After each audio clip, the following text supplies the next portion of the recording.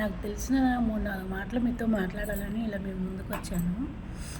ఒకటి గమనించండి, ఎప్పుడైనా సరే అండి, నాకైతే చదువు లేదు. నేను చదువుకోలేదు. మా బావైతే ఎప్పుడు నీకు మాట్లాడటం రాదు అని చెప్తాడు. కానీ నాకు మాట్లాడటం కూడా అంతగా రాదు. మన చుట్టుపక్కల చూసే వాళ్ళని బట్టి కొంచెం కొంచెం అట్లా మాట్లాడుతూ ఉంటాను. అంటే వేరే విధంగా మాట్లాడాలని కాదండి.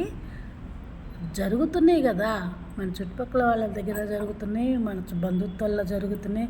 ఇవన్నీ మనకి అనుభవాలు కదా. నాకు చదువు అయితే లేదు, కానీ అనుభవం మాత్రం చాలా ఉంది. ఏం అనుభవాలు అంటారా? అదేనండి, మనం ఎక్కడికైనా వెళ్ళినప్పుడు జరిగాయి కానీ, లేకపోతే చుట్టుపక్కల జరిగాయి కానీ, దాన్ని బట్టి నేను మాట్లాడుతున్నాను.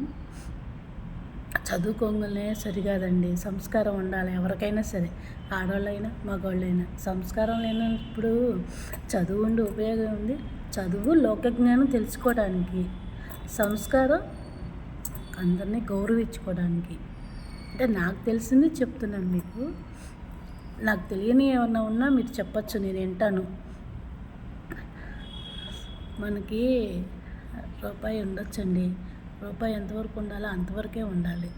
కానీ అలా అని బంధుత్వాన్ని దూరం పెట్టుకోకూడదు.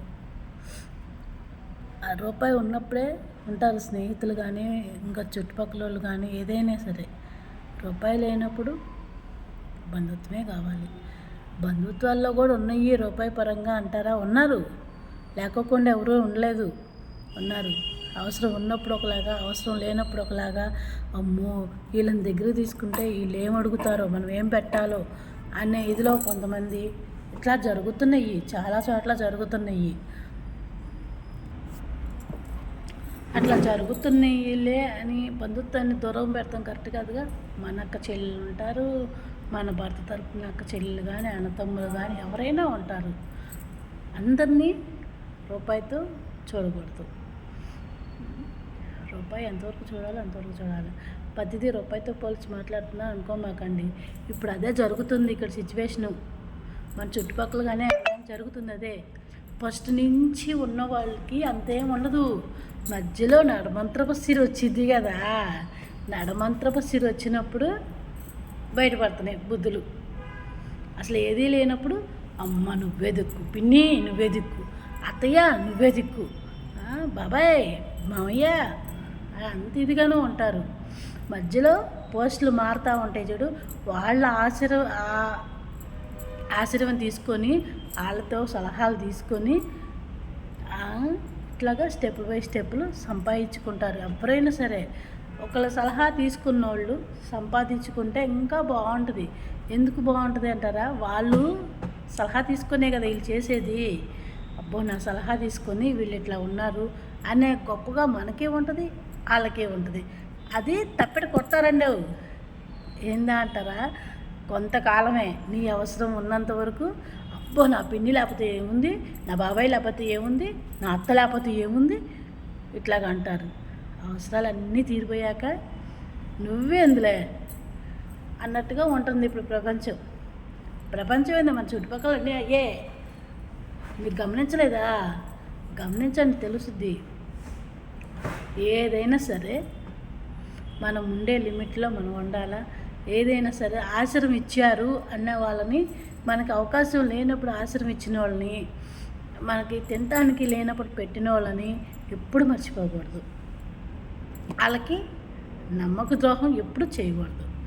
నువ్వు సంపాదించుకున్నావు, వాళ్ళని చూడాలని రూల్ లేదు, వాళ్ళకి పెట్టాలని రూల్ లేదు. కాకపోతే వాళ్ళని నమ్మించి ద్రోహం చేయకూడదు. అంతా నువ్వు లేకపోతే అసలు నేనేమి లేను అని చెప్పుకుంటా వెనకాల వాళ్ళు పరువు తిత్తే ఎట్లా ఉంటుంది? మీకు కరెక్ట్ అనిపిస్తుందా?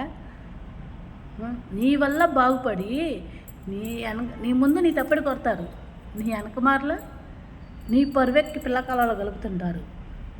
అది ఎంతవరకు కరెక్ట్? అలాంటి పనులు ఎప్పుడు ఎవరు చేయమాకండి.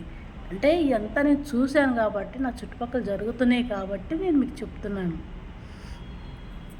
ఎవరైనా సరే మనకి తినడానికి లేనప్పుడు పెట్టిన వాళ్ళని, మనకు ఉండటానికి కూడా ఆశ్రయం లేకపోతే వాళ్ళ ఇచ్చిన వాళ్ళని ఆశ్రయం ఇచ్చిన వాళ్ళని ఎప్పుడు కూడా మనం మర్చిపోకూడదు. మన ప్రాణం పోయేంత వరకు గుర్తుండాలి. ఎప్పుడైనా సరే అంటే నాకు తెలిసిందే చెప్తున్నాను, ఒక మాట ఇవ్వనే కూడదండి. మాట ఇచ్చిన తర్వాత మన ప్రాణం పోతున్నా సరే మాట తప్పకూడదు. ఆ మాట మీద నిలబడి మనం చెయ్యాలా. ఆ మాట ఇచ్చారు కదా, వాళ్ళు మనకు సాయం చేస్తారులే, ఈ ఆపద వాళ్ళ వల్ల గట్టెక్కిద్దిలే అని అనుకునే వాళ్ళు ఎంతోమంది ఉంటారు. అట్లాంటప్పుడు నీ చేత కావనప్పుడు నువ్వు మాట ఇవ్వద్దు. మాట ఇచ్చి తప్పద్దు. చేతగా మాటలు ఇచ్చి అయ్యో అప్పుడు అవకాశం ఉంది, అప్పుడు నేను మాట ఇచ్చాను, నేను ఇప్పుడు చేయలేను అంటే అది కరెక్ట్ కాదు. నువ్వే తిప్పలన్నా పడు, మాట ఇచ్చే ముందు ఆలోచించుకో. ఎలాంటి పరిస్థితులు అయినా సరే నువ్వు చేయగలను, చేస్తాను అనుకున్న దానికే మాట ఇవ్వండి. ఎవరైనా సరే మాట ఇచ్చి తప్పేలాగా ఉన్నామనుకో మాట నిలబడదు. బో చెప్పిద్దిలే, మనిషి ముందు మనిషి మాటలు చెప్పిద్ది కానీ ఇప్పుడు ఏదో అంటుంది కానీ ఆ మాట ఉండదు, అంతే అన్నట్టుగా చేయకూడదు. ఎప్పుడు కూడా ఏమి లేదు అంతా ఇలా ఆయనే, అయితే ఆయనదేం లేదు అంతా ఇలా అయ్యామే అనుకునేలా ఉండకూడదు. మనం మాట తప్పామంటే ఒక్క మాట తప్పిందే ఉంటుంది. మనకు అవకాశం లేదు కదా, అవకాశం ఉంటే చేసేవాళ్ళం కదా, అవకాశం లేనప్పుడు ఏం చేస్తాంలే అనుకుంటాం మనం. కాకపోతే మనం అనుకునేది ఇదే, పక్కన వాళ్ళు మాట తీసుకుంటారు చూడు, వాళ్ళు అనుకుంటారు ఇవన్నీ మాటలు. ఇచ్చే ముందు ఆలోచించరామ్మా, నువ్వు ఇస్తావనే నేను నమ్మకం పెట్టుకుంది, ఇది నీకు కరెక్టేనా? ఒక్క మాట గురించి ఎన్ని వస్తాయో చూడండి. అసలు నిన్ను వెళ్ళేసినట్టుగా కూడా ఉంటారు. అదే జరుగుతుంటాయి. ఓకే ఫ్రెండ్స్, మరి నాకు తెలిసింది ఏదో మీకు చెప్పాను. అంటే మా చుట్టుపక్కల జరుగుతూ ఉంటాయి ఇవన్నీ, అందుకని చూస్తున్నాను కాబట్టి మీతో చెప్పాలనిపించింది, అందుకని చెప్తున్నాను. Okay bye. మరి మీకు ఏమన్నా తెలిసినవి ఉంటే, నాకు తెలియనివి ఏమైనా ఉంటే నాకు చెప్పండి, నేను వింటాను. Okay bye.